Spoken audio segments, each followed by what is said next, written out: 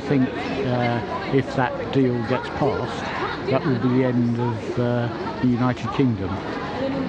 Ireland will unite, Scotland will go independent, and Wales will press for independence. I'm a farmer's widow, and it's not the best deal for us, but it's what the country wanted, and that's what we must do. My view on his deal is that I don't agree with it, because I don't think we should be leaving in the first place.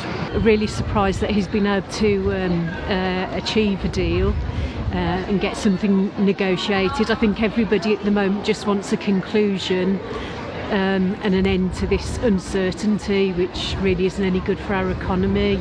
Yeah, absolutely sick of the whole thing. I was actually a Remainer at the beginning, and now I'm more of a Brexiteer than Remain. And I'd prefer to see, actually, at the end of the day, the referendum, if there is one, to be actually no deal or Boris's deal, rather than the deal or Remain.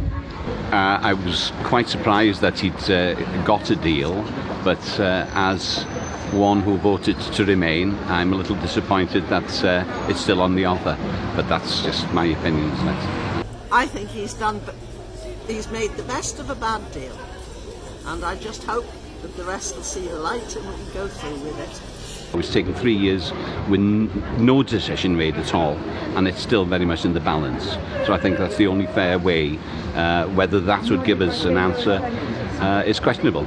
Interestingly, you said that you were a Remainer, but you're now sort of supporting Brexit. Yeah. Why is that? Why did you change your view? I haven't liked the way that Europeans, the European Parliament and everything has dealt with things.